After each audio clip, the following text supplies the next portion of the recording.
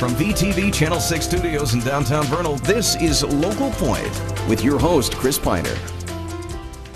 Welcome to Local Point, brought to you by Strata Networks. I'm your host, Chris Piner. Joining me in the studio, we have Desree Swank of the Women's Crisis Center in Vernal. And Desree, we've had you here before. Yeah. Right? So tell me a little bit about what you do with the Women's Crisis Center, and we'll talk a little bit about the Crisis Center too. Okay. So we work with people who've been victimized by domestic violence. So what we do is we offer a safe place for people to go when they've been in those situations. So we offer a lot of services. Sometimes someone doesn't feel like they want to come into the shelter, but at the same time they need some support, they need some advocacy. Sometimes they need help in figuring out the direction they want to go, and we can do some case management and outreach services as well. Yeah, right. And then what is your role at the Women's Crisis Center? My role is I am a case manager, so I work directly with the clients. Right. Another one of my roles is to educate and bring awareness to the public. Thus you're here today, right? Yeah, we'll talk yeah. about, we've done this a little bit before, but it's such an important topic and one that we want to kind of keep fresh in the minds of everyone, especially, I mean, our viewers, but everyone here. Yeah. Does this crisis center serve a particular area? Yeah, it serves the basin. We serve Duchesne, Daggett, and Uena counties, and really anyone who's been victimized by domestic violence. Okay. But primarily that's the area that we focus on. In which you're working, and is it under the umbrella of is it a government organization, or what? How is it funded? And well, there are actually 16 shelters in the state of Utah. right. Most of them are privatized. Ours is a government shelter. It is. But it is we are completely confidential, so we're separate from any other government agencies. Okay. We cannot share information with anybody else. A domestic violence victim's rights are very protected. We have high confidentiality kind of restrictions, I guess. Yeah. So a lot of the funding, though, does come from federal dollars. So to help with all the shelters across the state. Yeah, and yeah, I wondered if it fit under somehow, I don't know, family services or something like that. But are you networked with some of these other agencies, or do you really just kind of operate as a standalone? Actually, we do network a lot with the other shelters across the state. Right. We have similarities, but at the same time, we have our differences. You know, if you're in an urban area, it's going to look different than a rural area, but there's a lot of rural shelters. And we do get together once a month to talk about what's going well. Oh, you meet with other shelters? Yeah, I meet Right. with all the directors across the state. How many others are there in our shelter like you? Are you the only case manager, or are there others as well? Yes, and our shelter, it is very small, so I am the only case manager at our shelter. You are, but it covers a very large area. Right. Then. Yeah. So So we're approaching fall, and I'm just trying to remember the last time you were here was around this time of the year again. Right. Why is that? Why might that be significant, Desiree? October is our Domestic Violence Awareness Month, and so we really try to focus on helping the public be more aware of what domestic violence is and how it impacts our community. Right. So it's not October yet, but coming up around the corner, Right, and right. I imagine we might be hearing even more about it. Yeah. Well, it's certainly a good thing to remind us of. So you have outside of the service that you do right there in the shelter, you're really kind of reaching outside as well with a message. Right. Right. So both for those who are experiencing or have experienced some form of domestic violence, and for the public at large? Yeah. Yeah. Right. So let me just ask you about that. It's such a sensitive topic, but it's so important. What would I do, for example, if I suspected? Is that what you're asking for? To be aware, to have people be vigilant? What do you recommend people do with this awareness? Right. So if you suspected that there was a domestic violence situation, I think it's important to let people know that they're not alone, that there is help out there. I think there is the misconception that domestic violence is a private matter. What happens in someone's home is their own business, and that's not true. Domestic violence is a crime. And if you suspect and there's a violent situation, absolutely call law enforcement. Let them go in and do the investigation.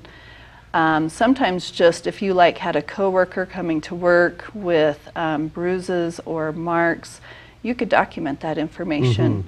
And just, I think the biggest thing is letting people know, being supportive. You don't want to go and tell somebody what they should or shouldn't do, but just let them know that you care about them. And that's the awareness part of it. I have another question. I want to ask you a little bit more about that, but I'll save it for the second half. I'm glad you're here. We'll talk a little bit about domestic violence and the Women's Crisis Center. Is that what we call it, the Women's Crisis Center? Yes. Okay, and there's a phone number also. We'll also give a little bit of information on that too and how people can contact you. We'll be right back to hear more from Desiree after this message from our sponsor, Strata Networks. Strata Networks is proud to bring the first true 4G LTE network to the Uinta Basin. 4G LTE is the most powerful mobile broadband available anywhere in the world. With speeds up to 10 times faster than 3G, you can stay connected like never before. Video chat without delay, stream HD TV or movies in an instant, and download or upload in seconds. For details, visit us in Roosevelt or Vernal or call 622-5007. More speed, more power. 4G LTE, only from Strata Networks. Welcome back to Local Point. We're here with Desree Swank from the Women's Crisis Center, and I was just asking you before the break a little bit about this awareness campaign that you always have. You want people to be aware that it happens and that you are there with the services that you offer. Right. You were telling me in the first segment a little bit about how you can call and report things like this. And I wonder a little bit, I wanted to just kind of continue on that for a bit because it's a little easier said almost than done. That's a difficult thing for people, I'll bet. Right, absolutely. So how do you encourage, are there things that people should look for, or do they just kind of know something's happening? We're afraid, I think, of a false report, and yet... You know, it kind of depends on the type of abuse that is happening. Sometimes, family members will notice it right off the bat because one of the tactics that a perpetrator will use is to isolate. So all of a sudden they're not seeing family members anymore, that they don't show up to family events and things. So sometimes it is obvious. However, sometimes it's not so obvious either. And that's kind of a little bit scarier situation. Right. Yeah, so making a report then is just what you would encourage people to have the courage to... Yeah, if there is an incident happening, definitely call law enforcement. Right, or what if you just suspect, I think maybe something could be going on here. You know that... Do you act then, or do you wait till you know, or what do you do? I think just making sure that person knows that you are their friend, that you're by their side no matter what, and that you're going to be supportive. Right. So would you say that a person reporting this ought to have the permission or consent then of this? Not necessarily, but like if they wanted to come and visit with us, with the person that they're concerned about, we would absolutely do that to try to talk to them and see what's going on. Right. I imagine it's so hard to get a fit answer for this because every situation is likely unique and every person deals with it in a different sort of way. Maybe we're just kind of following our gut instinct sometimes, but have the courage to not look the other way if you think something's happening. It could be, and then maybe we have a strong responsibility to make those reports. I think it's important too that we don't blame the victim, that we put ownership where the ownership belongs. Right. Oh, this is good. This is good. Why we talk about this awareness outside the shelter, Desiree. Okay, so tell me a little bit about the support groups. Off camera, we had the chance to, you mentioned that to me.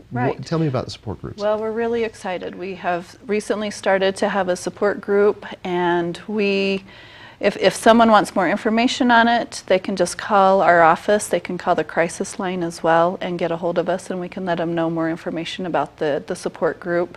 We just want people to know that there is help. Who goes to the support groups? This is for those who have experienced victims of... Yeah, and right now it is a women's support group who've been victimized by domestic violence. Right.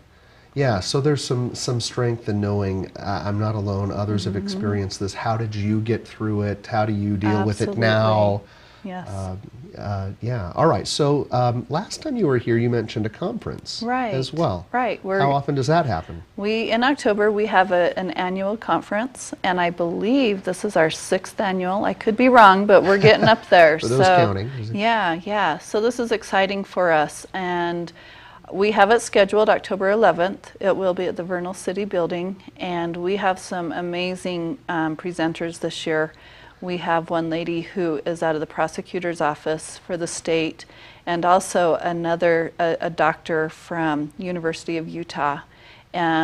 She works with adults who have had adverse childhood experiences, and domestic violence is one of those negative experiences that can impact a person's life even as an adult if they experienced it as a child. Who goes to this conference? Who's this for? You know, primarily we try to focus on community partners, but anybody in the community that wants to know more information on domestic violence is welcome to come. Okay, so if someone is even maybe interested in the subject, or they're studying counseling or psychology or something in school, and might want to get a little more information, this could be a good way to do it. Right. It's not a conference for victims. No. That's the support group. Right, exactly. Right, so caseworkers and other people that would be involved in dealing with this kind of thing, so that's good. Yeah. And you do that yearly? Yes. And did you say that they're held nearby also? Did you say Roosevelt? Roosevelt is having one, but I don't have the information yet as to the when and where. But you're welcome to call our crisis line, and as we get information, we can share that information, as well as the Victim Advocate's Office, the Vernal Victim Advocate and the Duchesne County Victim Advocate. Okay, so don't be afraid to use the crisis line for information as well, absolutely, right? So, absolutely. That's where to reach you. All right, well, Desiree, it's always good to have you here, and for that awareness for both those of our viewers or anybody who may be experiencing domestic violence, heaven forbid, and for anybody else in the community, just to have a heightened awareness that it does happen. Yeah. We don't like to talk about it. It's a sensitive topic, but it does happen. Right. And we can all maybe help you. Help them. Absolutely. Thanks, Desiree. Yeah, Glad you came again. And we thank you for watching today's show. That's all for now. Please join us next time right here on VTV Channel 6.